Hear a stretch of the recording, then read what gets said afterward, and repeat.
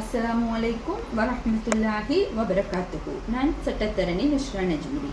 மீண்டும் ஒரு பதிவில் உங்கள் அனைவரையும் சந்திப்பதில் மகிழ்ச்சி அடைகின்றேன். அல்ஹம்துலில்லாஹ். ஜனாதிபதி தேர்தல் தொடர்பாக தொடர்ச்சியாக சில பதிவுகளை இட்டிருந்தேன். அதில் எவ்வாறு வாக்களிப்பது, எப்படி வாக்களிப்பது என்பது தொடர்பான, யாரு வாக்காளர்கள் என்பது தொடர்பான சில பதிவுகள் வழங்கப்பட்டு கொண்டிருக்கின்றன.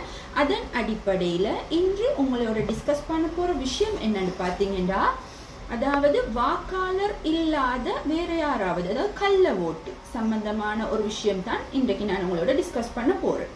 பல அரசியல் கட்சிகள் தேர்தல் ஆணைக்குழுவிடம் ஒரு குற்றச்சாட்டை முன் வச்சிருக்குது. அதாவது கள்ள வாக்குகளை அளிக்க சிலர் முற்படக்கூடும் என்ற விதத்துல சில குற்றச்சாட்டுகளை வச்சிருக்கிறாங்க. அதன் அடிப்படையில தேர்தல் ஆணைக்குழு அறிவித்தல் ஒன்று விட்டிருக்கிறாங்க. அது என்னன்னு பார்த்தீங்கன்னு சொன்னா, தேர்தல்கள் விசேட திட்ட சட்டத்தின் படி, அதாவது 2023 ஆண்டின் 21ஆம் இலக்க சட்டத்தின் பிரகாரம் யாராவது ஒரு ஆள் கள்ள ஓட்டு போட்டாங்கன்னு சொன்னா அவங்களுக்கு 12 மாதங்கள் வரை சிறை தண்டனையும் 2 லட்சம் ரூபாய் தண்டப்பணமும், அதாவது 12 மாதங்கள் சிறை வழங்கலாம், அல்லது 2 லட்சம் ரூபாய் அபராதம் வழங்கலாம், அல்லது இரண்டையும் சேர்த்து வழங்கலாம். இது மாதிரியான ஒரு தண்டனை வழங்கப்படும் என்றும், இது மேல் நீதிமன்றத்தின் மூலம் தான் இந்த தண்டனை வழங்கப்படும், இந்த வழக்கு விசாரணைகள் மேற்கொள்ளப்படும் என்றும் கூறப்பட்டிருக்கின்றது. 1981ஆம் ஆண்டின் 15ஆம் இலக்க சட்டத்தின் பிரகாரம் வெறும் 500 ரூபாய் மட்டும்தான் தண்டப்பணம் விதிக்கப்பட்டிருந்துச்சு.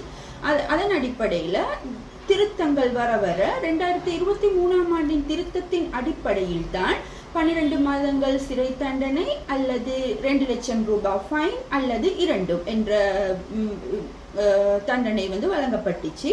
ஆகவே கள்ளவாக்கு அளித்த குற்றவாளியாக அடையாளம் காணப்பட்ட நபர் ஒருவருக்கு இது மட்டும் தண்டனை இல்லை, அவங்களுக்கு 7 ஆண்டுகள் வாக்களிக்கிறதுக்கு தடை விதிப்பதோடும் வாக்காளர் பட்டியல்ல பெயர் பதிகிறதுக்கு 7 ஆண்டுகளுக்கு வாக்காளர் பட்டியல்ல பெயர் பதிகிறதுக்கு தடை விதிப்பதற்கும் உத்தரவிடப்படும் என்று தேர்தல் ஆணைக்குழு அறிவிச்சிருக்கிறது.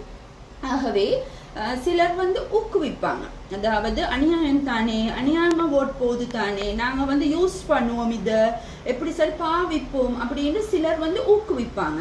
அவங்களோட கதைகளுக்கு எல்லாம் மாட்டிப்பட்டு கொள்ள வானம். ஏனென்று கேட்டா, தண்டனை என்று வரக்கோல அது யாரு அந்த ஸ்பாட்ல குற்றம் செஞ்சதோ அவங்களுக்கு தான் கிடைக்கும். ஆகவே யாரு எதை சொன்னாலும் நீங்க சிந்திச்சு உங்களுடைய வாக்கை மட்டும் நீங்க பயன்படுத்துங்க என்று கேட்டு விடைபெறுகின்றேன். மீண்டும் ஒரு பதிவில் சந்திக்கும் வரை அஸ்ஸலாமு அலைக்கும் வரஹ்மத்துல்லாஹி வபரகாத்துஹு.